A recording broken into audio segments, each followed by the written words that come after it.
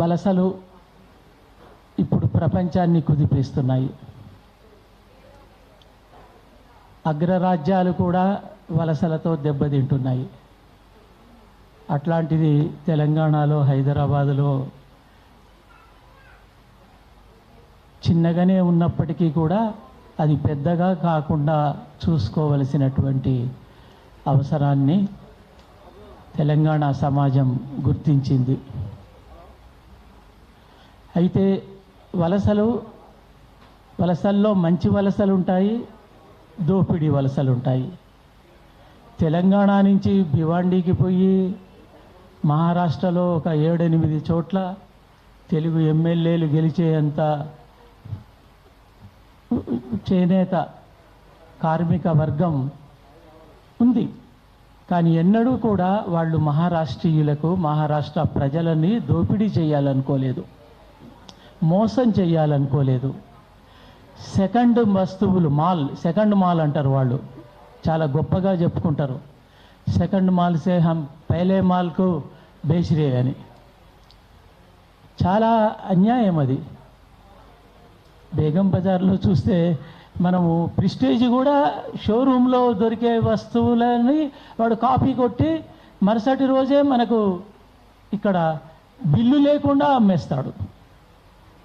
ఇది నిజంగా ఈ దేశంలో ఎప్పుడూ కూడా fiscal policies, financial policies, economical issues ఆయా రంగాల వాళ్ళు మాట్లాడరు. సమాజానికి జోడించి ఒక సాహిత్యం ఉంది మనకు, ఎంఏలో మిగతా చోట్ల సంస్కృత సాహిత్యము తెలుగులో ఉంటుంది. మన ప్రజల సాహిత్యం మనకు ఉండదు. ఇక్కడి ప్రజల సమస్యలని ప్రతిబింబించేటువంటి గొప్ప రచనలు మన పోస్ట్ గ్రాడ్యుయేషన్లో కానీ గ్రాడ్యుయేషన్లో కానీ కనిపించదు.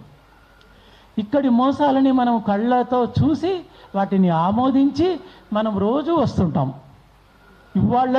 ఇవాళ ఇక్కడ మాట్లాడిన నాతో సహా రేపు లేదా ఇదే సాయంకాలము అదే చోట్ల వాటిని మనము కొనుక్కొని బిల్లు లేకున్నప్పటికి కూడా బిల్లు ఇవ్వండి బాబు అని వాడిని ప్రాధేయపడం కూడా. ఏమనుకుంటాడో వాడు, బిల్లు అడిగితే ఏంటో, ఎంత తప్పు. అసలు బిల్లు అడగడానికి, బిల్లులు చెల్లించడానికి ఒక ప్రత్యేక శాఖ ఉందని ఆ శాఖని మనం ప్రశ్నించాలని కూడా అప్పుడప్పుడు మర్చిపోతుంటాం. అందుకే మనంగా మిగిలిపోతుంటాం. మన పోరాటం మనం కోసం కాదు. మనం పోరాటం చేయాల్సిన శాఖలు ప్రభుత్వంలో ఉన్నాయి. వాటిని ఎందుకు కదిలించకూడదు? వాటిని ఎందుకు అవగాహనలోకి తీసుకోవద్దు? అంటే మనమే అన్నీ చేస్తాము. మన ఒక ప్రతిఘటనని లేదా ప్రజల పక్షంలో నిలబడి వాయిస్ చేయడం గొప్ప విషయం. అదే అప్పుడప్పుడు కొన్ని ఉద్యమాలకు, మహోద్యమాలకు దారితీస్తుంది, కాదనను. కానీ సమాజం మొత్తం మీద ఈ ఇష్యూని, వాళ్ళ మాట్లాడే ఇష్యూకి, భారతదేశంలో ఉండేటువంటి రాజకీయ ఇష్యూకి ఒక సంబంధం ఉంది. ఆ సంబంధాన్ని అర్థం చేసుకోకపోతే మనం ఇలాగే మాట్లాడతాము. అది జరిగేది ఇక్కడే కాదు, అన్ని రాష్ట్రాల్లోనూ జరుగుతుంది. ఏం చేస్తాం? మాట్లాడండి. మహారాష్ట్రలో గోండుల పండుగ ఉన్నదంటే అక్కడికి మేము వెళ్ళాము. ఆ భండారా జిల్లాలో చూస్తే ఆశ్చర్యపోయాం. అక్కడ ప్రజలు 2వ శ్రేణి కంటే 3వ శ్రేణి కంటే తక్కువ శ్రేణిలో బతుకుతారు. మైగ్రేట్ అయి వచ్చిన వాళ్ళు అక్కడ రాజుల్లాగా, పోలీసు వాళ్ళే, ఎక్సైజు వాళ్ళే, రాజకీయం వాళ్ళే, వ్యాపారం చేసుకునేవాళ్ళు. వాళ్ళ కిరాణా కొట్టు మీద జెండా, ఇంటి మీద జెండాలు వాళ్ళ రాజకీయ ఎజెండాను తెలియచేస్తాయి. అక్కడ దెబ్బ కొట్టకుండా ఇవాళ ఏ ఒక్కళ్ళనో మనం మాట్లాడి కూడా లాభం లేదు.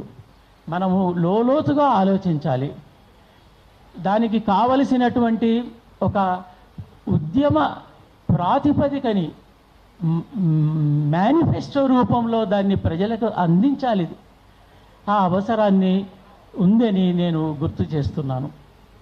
ఎందుకంటే ఇండివిజువల్గా కొంతమంది కొంతమంది సమూహంగా బాధపడే శ్రేణులు అనేకం అవతల ఉన్నారు. వాళ్ళని రీచ్ కావడం ఎలా? మనము సోషల్ మీడియాను ఉపయోగిస్తున్నాము, సంతోషం, కానీ అదొక్కటే సరిపోదు. వాళ్ళంతా శ్రమజీవులు. ఈ టైంలో వాళ్ళు కూర్చొని మనను గమనించరు. దీనికి వేరే ఒక నిర్మాణం కావాలి. ఇంతకుముందు నిర్మాణాల అనుభవాలని సారాన్ని మనము గ్రహించి తెలివిగా వాటికి సజీవమైనటువంటి ఆలోచన ధారని కలిగించినప్పుడు అది సమాజంలోకి విస్తృతంగా పోతుంది. ఇది ఒక మనమే కాదు, యాక్టివిస్టులను ఎప్పుడూ ముందుంటాం. కానీ ఈ యాక్టివిస్టులకు దన్నుగా నిలబడేటువంటి మేధావులు, ఆయా రంగాలలో ఉండేవాళ్ళు, ఇప్పుడు దెబ్బతిన్న వృత్తుల వాళ్ళు వచ్చారు తప్ప ఈ దెబ్బతిన్న వృత్తుల తరఫున మాట్లాడే ఒక సమాజాన్ని మనము విస్మరిస్తున్నాం అనిపిస్తుంది. వాళ్ళని ఎందుకు తయారు చేసుకోలేదు? వాళ్ళని వినడానికి రమ్మందాం. తర్వాత 2-3 మీటింగుల తర్వాత వాళ్ళు మాట్లాడాలి, మనం అక్కడ ఉండాలి. మనం నిరంతరాయంగా ఇక్కడ ఉంటే లాభం లేదు. జంజీలం కాదు, మనం పాత విధానంలోనే మాట్లాడుతున్నాం. ఈ ఇష్యూ జంజీలు టేకప్ చేయాలి. అంటే జంజీలు అంటే యువతరం అని మామూలు మాట. యువతరం అందరం ముసలితరమే. మన పిల్లలు ఏం ఫీల్ అవుతున్నారు చెప్పండి? మీరు ఫీల్ అవుతున్నారు కాదనట్లే, కానీ మీ పిల్లలు, మన తరం, యువతరం దీన్ని ఎంతవరకు స్వీకరిస్తున్నారు? లేదా దాన్ని వదిలిపెట్టేసి మేము వేరే మార్గం చూసుకుంటామా అనుకుంటున్నారా? ఇదన్నీ పరిగణనలోకి తీసుకోవాలి తప్ప దాన్ని మళ్ళీ మనం బ్యాలెన్స్ చేయడానికి వాళ్ళని మనము చైతన్యవంతులుగా చేయాల్సినటువంటి అవసరం ఉంది. ముఖ్యంగా మహిళలు ఈ ఈ ఆధునిక తత్కాల మైగ్రేషన్ల వల్ల మానసిక క్షోభకి, శ్రామిక దీనికి లోనయ్యే వాళ్ళు మహిళలు కూడా. ఆ మహిళల వాయిస్ ఇక్కడికి రావాలి. ఆ వృత్తులలో ఉన్న వాళ్ళు, అక్కడ పనిచేస్తున్న వాళ్ళు ఏమిస్తాడు? కానీ ఒక్కటి నాకు నచ్చింది మార్వాడిల్లో, చెప్పక తప్పదు. మేము అడిగాం భండారాలో, ఒక మామూలుగా పెట్టాడు, చాలా మంచి స్వీట్లు దొరుకుతాయి సార్ అక్కడ అని. పెద్ద పెద్ద షాపుల పేర్లు చెప్పలే. అతని దగ్గరికి వెళ్ళి మేము మాట్లాడితే అతను ఏమన్నాడు, మీరు అంత దూరం నుంచి ఇక్కడికి ఎందుకు వచ్చారయ్యా, ఈ మూలకు, ఆదివాసీల కోనకు అని అడిగితే వాళ్ళు ఏమన్నారంటే, ఇక్కడి నుంచే మా లాభాలు స్టార్ట్ కావాలి సార్. అంటే ఇంత దూరం పెట్టి మరి మీకు పెట్టుబడి అన్న, పెట్టుబడి ఎందుకండి? పక్క బట్టలు 2 వేసుకుంటాము, ఒక బ్యాగ్ వేసుకుంటాము. నా భార్య ఉంది, భార్యకు పిల్లవాడు ఉన్నాడు, ముగ్గురమే కదా. మేము ఎక్కడంటే అక్కడే పడుకుంటాము, చెట్టు కింద పడుకున్న రోజులు ఉన్నాయి మాకు. అయితే మరి షాప్ పెట్టడానికి మీకు కావాలి కదా అంటే, మేము మొదట కట్టె పుల్లలు తెచ్చుకుంటాము, 2 ఇటుక పెడ్డలు పెడతాము, మధ్యలో పొయ్యి పెడతాము. కిరాణా షాప్ దగ్గరికి పోతాం, మంచిగా మాట్లాడతాము, కిలో నూనె తెచ్చుకుంటాము, 1/2 కిలో నెయ్యి తెచ్చుకుంటాము, ఒక కడాయి మాత్రం కొంటా. ఎందుకంటే మళ్ళీ నాకు ఇక్కడ జరగకపోతే దీన్ని అమ్ముకొని నేను వెళ్ళిపోతా. అట్లా నేను 3 సార్లు చేస్తా, లేకపోతే మార్చేస్తా. ఆ స్వీట్ షాప్ వాడు చెప్పాడు. మరి ఇవాళ ఎందుకు ఇంత కష్టపడి ఇంత చక్కటి స్వీట్ ఇస్తున్నావు అంటే, స్టార్టింగ్ సార్, స్టార్టింగ్లో వాడు గుడ్ విల్ కొట్టాలి.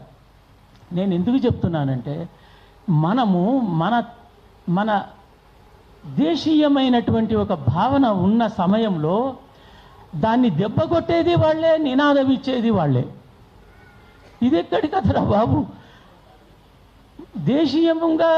దేశీయమైన వృత్తులు చేసుకునే వాడికి అవకాశం లేకుండా పోవడం, మోసపోవడం, నిరంతరంగా కళ్ళకు నీళ్లు పెట్టుకొని జీవితం లోపల కుక్కి కుమిలి పోవడం, ఇలాంటి దుర్భరమైన పరిస్థితి ఇది.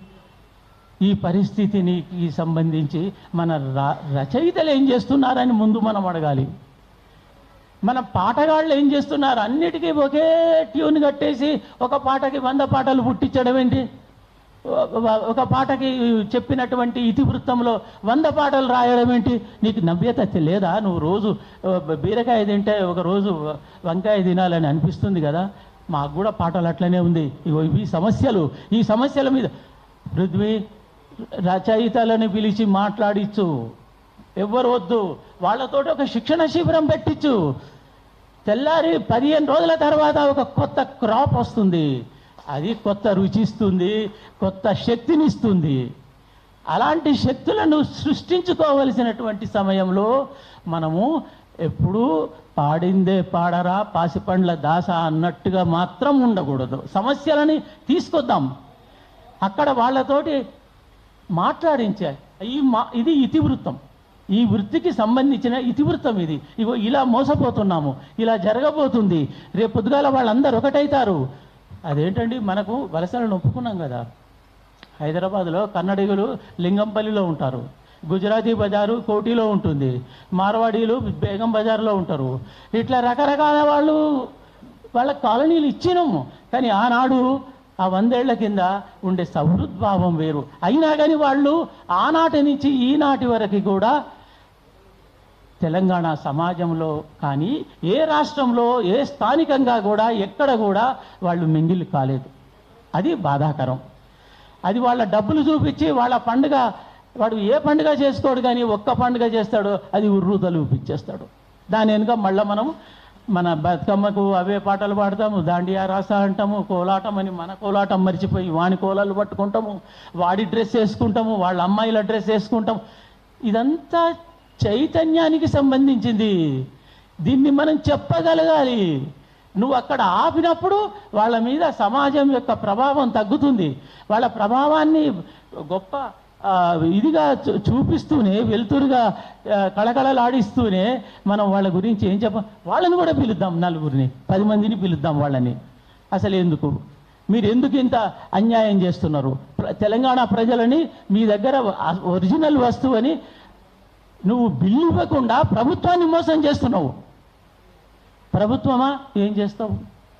నిన్ను కళ్ళ ముందు మోసం చేస్తుంటే, మమ్మల్ని చేస్తుంటే నీ రోల్ ఏంటిది, నా రోల్ ఏంటిది? ఇగో మేము తీసుకొచ్చి ఇస్తాం, ఈ బిల్లు మనం పోదాం 50 మంది 50 షాపులకు పోయి కొనుక్కొని వచ్చి వాడిని అడుగుదాం, అది కూడా రికార్డు చేద్దాం, చేసి అప్పుడు ప్రభుత్వానికి పంపిద్దాం, పోలీస్ కేసు పెడదాం. అట్లా ప్రాక్టికల్గా రావాలి, నినాదాలతోటి కాదు. ఆచరణ అంటారు దాన్ని, ఆచరణాత్మక ఉద్యమ కార్యకలాపాలు. యుద్ధం చేయట్లేదు, మనం చెయ్యం, కానీ మన సమాజాన్ని మనం బతికించుకుంటాం, అన్యాయం జరగకుండా చూస్తాం. దానికి మీరు ఏ పేరు పెట్టుకుంటారో పెట్టుకోండి. కాబట్టి మిత్రులారా, గతంలో జరిగింది, మనము మహారాష్ట్రలో భాగమైపోయినాము. కన్నడిగాలకు పోతే బర్మా, మా అనురాధ భట్ట శ్రీలంకలో తెలుగు వాళ్ళ పరిస్థితి గురించి మాట్లాడి వచ్చి వాళ్ళకు జరిగిన ఒక్కొక్కళ్ళు ఒక్కొక్క రంగంలో చేస్తున్నారు. మనం కన్సాలిడేట్ చేసుకోవాలి, సెంట్రల్ పాయింట్గా ఉండి వాళ్ళని ఆ శక్తులు ఉన్నారు, రెడీగా ఉన్నారు, పిలిస్తే వస్తారు. వాళ్ళను మనలాగా సార్ రండి, అయ్యా రండి, ఏంటి ఎవరి కోసం వచ్చేది? రాకపోతే చెప్తాం నెక్స్ట్ మీటింగ్లో, మేము ఫలానా వాళ్ళని పిలిచినాము, రాలేదు చెప్పండి. ధైర్యం ఉండాలి. ఉద్యమము చెయ్యడము ఒక పద్ధతి, ఉద్యమంలోకి ప్రజారాశులను, వాళ్ళ ప్రతినిధులను, ప్రాతినిధ్యాన్ని పెంచడం తెలవాలి. ఆ విధంగా మనం ముందుకు పోవాలని. అది ఒక్క కులము ఒక్క జాతికి సంబంధించింది కాదు, అనేక జాతులు ఇవాళ ఒక దండయాత్రలాగా నలువైపుల నుంచి చుట్టుముట్టేటువంటి పరిస్థితి ఉంది. యాంత్రికత పేరుతో వాళ్లే ముందు పడుతున్నారు. మన వాళ్లకు యాంత్రికత, స్వర్ణకార వృత్తిని ఎవరిని దెబ్బతీస్తున్నారు? వాళ్లే. కానీ యంత్రం పేరుతో, యంత్రాన్ని ప్రవేశపెట్టి ఇక్కడ ఉన్నటువంటి అన్ని జ్యువెలరీ షాపులు ఒక్క మనిషిని కూడా పెట్టుకోడు. మనోడిని ఎవరిని పెట్టుకుంటాడంటే అది తోచే దగ్గర ఆ గుండ్లు, ఆ మట్టెలు ఎవడైనా అడుగుతారు కదా వెనకట సంప్రదాయం, వాళ్ళతోటి చేయించడానికి, లేదా మళ్ళీ వాళ్ళు వీళ్ళకే ఇచ్చేసి అవి తయారు చేయించుకుంటారు. అవి చేసే యంత్రాలు లేవు. అంటే మన వాళ్ళు అడుగుతారు కొన్ని పద్ధతిలో, అడిగినప్పుడు ఆ కాలికి ఆ సైజు ఇవ్వమంటాడు, అవి దొరకవు. అట్లా కొన్ని సమస్యలు ఉన్నాయి కొన్ని. కాబట్టి మన మంగళసూత్రాలు అన్నీ ఒకటి కాదు, తాడు అది మంగళసూత్రం అంటే. కానీ దానికి పెట్టుకునేటువంటి బంగారు నగలు అనేక రకాలు, ఒక్కొక్క కులానికి ఒక్కొక్క సింబాలిక్ ఇవి ఉంటాయి ఆభరణం. అవన్నీ ఇవి సమస్యలు. ఇప్పుడు ఏమవుతుంది, వాడు చేయబట్టి ఈ వైవిధ్యత పోతున్నది, అందరూ ఒకే తీరు వేసుకుంటున్నారు. అరే ఇది ఎక్కడి కథరా బాబు, మొత్తం సంస్కృతిని కూడా వాడికి సంస్కృతి తెలియదు కాబట్టి నా దగ్గర ఉన్నదే కొనాలి అని 4 షాపుల వాళ్ళు అంటే ఆ తొందరలో పెళ్లి తొందరలో కొనేసి మనము ఆ వైవిధ్యతని కూడా చంపుకుంటున్నాం. ఒక ఆర్థిక దోపిడీ కాదు, సాంస్కృతికమైనటువంటి విధ్వంసం కూడా జరుగుతున్నది. నేను దాన్ని విధ్వంసమే అంటాము. అవన్నీ సృష్టించిన మన స్వర్ణకారుల దాన్ని ఏమంటాము, నైపుణ్యాలను వాడు కులానికి రాగానే ఆ కులవాళ్ళు తెలుసు, ఆ ఊరోళ్ళు వాళ్ళకు తయారు చేసి ఇచ్చేసి పెట్టేస్తాడు. ఇప్పుడు 10 షాపులు తిరిగి ఆఖరికి సొమ్మసిల్లి వాడు బిల్లు కట్టి వాడు ఇచ్చింది ఏదో తీసుకొని పోవాలి. ఇట్లా అన్ని రంగాలలోనూ మనకు జరుగుతున్నది. కాబట్టి మనము కొత్త శక్తులని ఇవాళ 20 ఏళ్ల నుంచి ఈ స్వర్ణకార వృత్తికి సంబంధించినటువంటి ఉద్యమాలు నడుస్తున్నాయి. నిజంగా అత్యధికంగా దెబ్బతిన్నది వాళ్ళే. ఇంకా మిగతా తెలియని వాళ్ళు, చెప్పని వాళ్ళు, బయటికి వచ్చి స్వరం విప్పని వాళ్ళు అనేక మంది ఉన్నారు. ఒక 10 మంది ఈ ఒక బృందంగా ఏర్పడి 10 విలేజెస్ తిరిగి మీరు డేటా తీసుకురండి, అద్భుతమైనటువంటి విషయాలు తెలుస్తాయి మనకు. పొగాకు ఉండేది మనం ఎవరో పండించిన ఒక్క ఊళ్ళో ఒక్కళ్ళు పండిస్తే 10 మంది సంవత్సరం కొద్దీ నోటు పక్కన పెట్టుకొని తినేవాళ్ళు. ఇప్పుడు గుట్కాలు వచ్చి ఆ పొగాకు పండించుడు పోయింది, అన్నీ పోయి మళ్ళీ మనము ఆ సిగరెట్ల రూపంలో బయట వేరే స్టేట్లో పండిస్తే దాన్ని డబుల్ది రేటు పెట్టుకొని మనం కొంటాం. ఇవన్నీ చాలా ఉన్నాయి. ఇవాళ దోపిడీ రూపం ఒక్క రూపంగా లేదు. ఇవాళ కార్మికుడు యజమాని అనే పద్ధతిగా కూడా లేదు. ఇవాళ చిన్న షాప్ పెట్టుకునేవాడు కూడా పెద్ద యజమానిలాగా పెట్టుకొని వాడు మోసం చేయడానికి, దోపిడీ చేయడానికి, మళ్ళీ వాడిని ప్రశ్నిస్తే హిందీలో మాట్లాడతాడు. ఇది మళ్ళీ పెద్ద భాషా సమస్య. అందరికీ రాదు కదండి, మనకొచ్చు, సిటీలో ఉన్నాం కాబట్టి మనకొచ్చు. పల్లెటూళ్ళలో ఉండి వాడితో మాట్లాడగలిగే హిందీ వచ్చా? వాడు తెలుగులో మాట్లాడతాడు, వాడు హిందీలో మాట్లాడతాడు, అది చేసేసి టాలం చేసేసి పంపించేస్తాడు. ఇవన్నీ మోసంలో, దగాలో ఒక భాగం. వీటన్నింటినీ గమనించినప్పుడు నలువైపులా మనము ఆలోచనలు చేసి ఒత్తిడిని పెంచి అలా జరగకుండా చూడడం. వాళ్ళని ఎవరిని కూడా ఇప్పుడున్న పరిస్థితుల్లో పంపిస్తాము అనే ఆలోచన అనేది ఏదైనా ఉంటే అది కొంతకాలం ఆపండి, మీరు అధ్యయనం చేద్దాం, ఐక్యంగా ఉండుదాం. అలాంటి పనులు మనం మన వాళ్ళతో చేయించడానికి ఇవాళ సమస్య తెలంగాణ వాళ్ళ మీద ఎంత అభిమానమో మనందరికీ తెలుసు, మనకుంటుంది. కానీ వాళ్ళు నైపుణ్యాలను కూడా పెంచుకోవలసినటువంటి అవసరం ఉంది. ఆధునిక కాలంలో భాష దగ్గర నుంచి కొత్త వృత్తుల్లోకి పోయేటువంటి ఉత్సాహాన్ని మనం కల్పించాలి. మార్వాడోళ్ళకి ఎందుకంత ఇది ఉంటుంది తెలుసా అండి? వాడు 5 సార్లు లాస్ కావచ్చు, వాడి సమాజం 5 సార్లు లాస్ అయినా వాడికి ఆర్థిక సహాయం అందిస్తుంది. 6వసారి వాడిని డిజోన్ చేసుకుంటారు.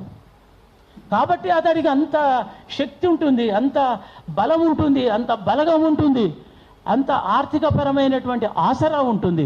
ఇది మన దగ్గర ఎవరైనా ఏ కులంలోనైనా వృత్తిలోనైనా ఇచ్చేవాళ్ళు ఉన్నారా? వ్యవస్థను ఏర్పాటు చేసుకోవడం ముఖ్యం, ఉద్యమానికైనా ముందుకు పోవడానికైనా బతకడానికైనా.